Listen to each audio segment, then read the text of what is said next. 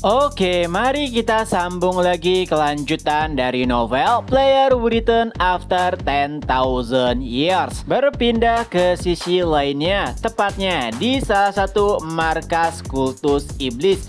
Nampak seorang iblis telah memporak-porandakan markas mereka, tapi ia tidak seperti iblis kebanyakan.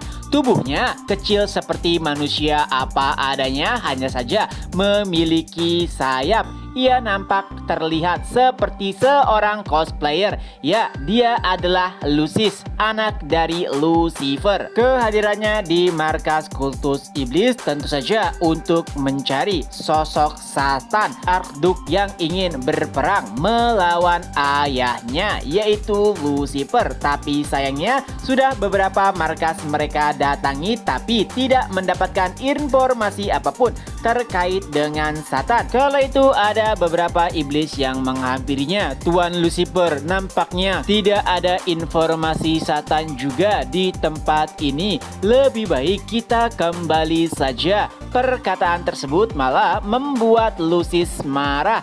Ya, itu semua karena ia ingin mengambil kepala Satan dan membawakannya kepada ayahnya agar dirinya diakui. Ternyata kemunculan Lucis di bumi itu tanpa persetujuan dan juga pengetahuan dari Lucifer. Padahal saat ini pasukan iblis Lucifer tengah berperang dengan pasukan malaikat Raphael.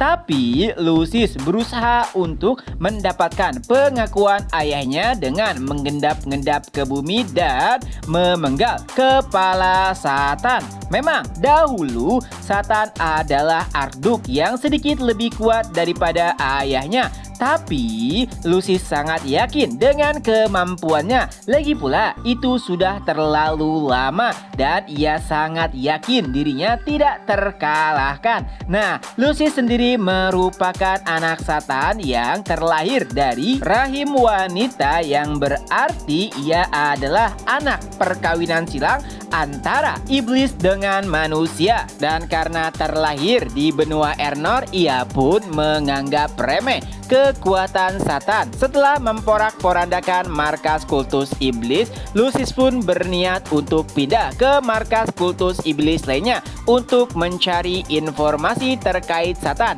Walaupun penjaganya sebenarnya tidak menyukai ide tersebut dan lebih memilih untuk kembali ke Ernor, tapi Lucis sama sekali tidak peduli.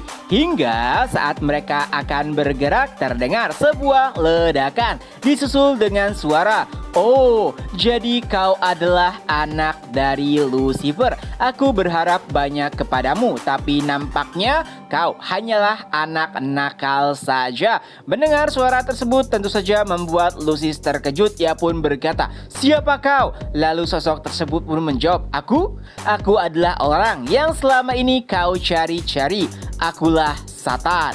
Tentu saja itu membuat Lucis senang. Seseorang yang selama ini ia cari kini tiba-tiba muncul di hadapannya.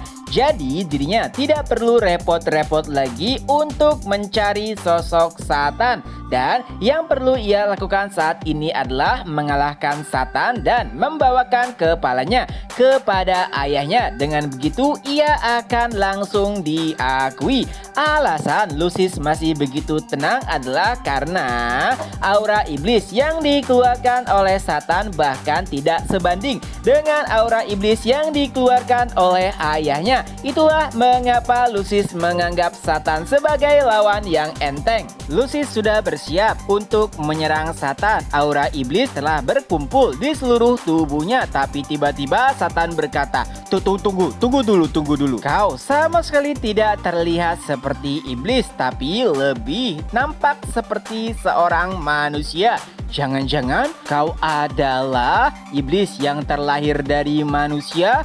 Mendengar hal tersebut membuat Lucis sempat terdiam. Ya, itu adalah perkataan yang sering kali ia dengar dan terkadang itu malah membuatnya semakin kesal. Nah, karena itu pula ia sering dipandang sebelah mata satu-satunya hal kenapa para iblis menghormatinya adalah karena ia adalah putra dari Lucifer. Jika tidak, pastinya Lucius akan selalu dikucilkan karena ini adalah kasus pertama kalinya ada iblis yang terlahir dari rahim seorang manusia. Dan sepertinya Lucius pun terprovokasi oleh perkataan Satan. Tapi ia berusaha untuk menenangkan dirinya dan berkata, "Diam, bukankah kalian juga sama? Aku dengar dari ayahku bahwa ada manusia yang menjadi Raja Iblis lalu mengalahkan 7 Arkduk termasuk dirimu." Satan pun berkata, "Oh, bukankah itu berarti kau juga meremehkan ataupun merendahkan ayahmu?" Dan Lucifer kembali menjawab, "Diam, jangan sebut nama ayahku." Lalu Lucius pun terus mengoceh dan benar-benar membuat Satan sangat kesal. Ya, dari sudut pandangnya, Lucius hanyalah anak remaja yang bingung ataupun kikuk dengan identitas dirinya. Oleh sebab itulah ia ingin melakukan sesuatu agar dianggap bisa dikatakan sebagai kenakalan remaja. Jadi sebenarnya Satan juga agak iba dan kasihan dengan posisi dari Lucius. Tapi itu sama sekali tidak membuat Lucius gentar. Ia pun mulai menyerang Satan dengan penuh percaya diri. Dan kemampuan yang ia gunakan adalah kemampuan bola hitam yang bisa menyerap segalanya. Itu adalah kekuatan milik Lucifer. Tapi Satan sama sekali tidak terkejut dengan kemampuan tersebut karena pernah bertarung melawan Lucifer.